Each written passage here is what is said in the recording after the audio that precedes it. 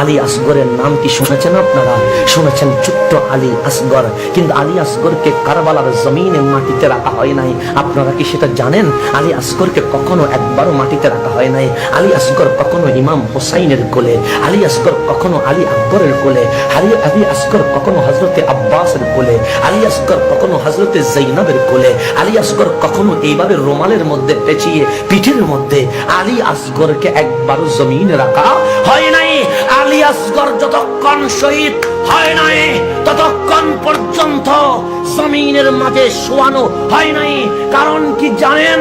কারণ একটাই, হুসাইন ডাক দিয়ে বলে, ইব্রাহিম খলিলুল্লাহর সন্তান ইসমাইল জবিহুল্লাহকে জমিনে রাখার কারণে পায়ের কদমের বাড়িতে যদি জমজম চলে আসে, আমি হুসাইনের আলী আসগরকে যদি কারবালার জমিনে শুয়াই দেওয়া হয়, ফুরাত নদী নয়, ওখান থেকে আরেকটা জমজম শুরু হয়ে যাবে। হুসাইন এখানে জমজম দিতে আসে নয়, হুসাইন এখানে রক্ত দিতে এসেছে।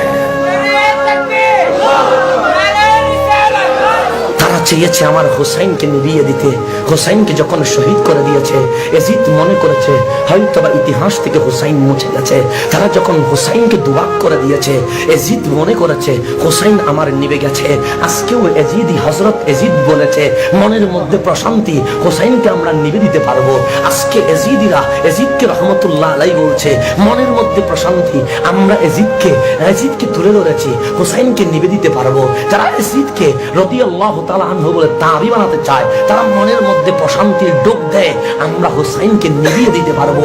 কিন্তু আমার হুসাইনের গর্দান যখন দুবাক হয়ে গেছে, আমার হুসাইনকে যখন বল্লমের উপর দিয়ে উপরে তোলানো হয়েছে, শিমার ইবনে জিয়াদ যখন বিজয়ের মিছিল করছে, তখন আমার হুসাইনের মাথা মোবারক ডাক দিচ্ছে, এই শিমার, এই ইবনে জিয়াদ, এই 22,000 এজিদি, চোখ উপরে কোলে দেখ, তোরা মনে করেছিলি হুসাইন নিভে গেছে, তোদের মাথার উপরে হুসাইন উঠে গেছে, হুসাইন উঠে গেছে। তো হাত তুলে বলেন আসসালাম ইয়া হুসাইন, আসসালাম ইয়া হুসাইন, আসসালাম ইয়া হুসাইন, আসসালাম ইয়া হুসাইন, আসসালাম ইয়া হুসাইন। এজিদ নিভে গেছে, আমার হুসাইন সবার উপরে উঠে গেছে।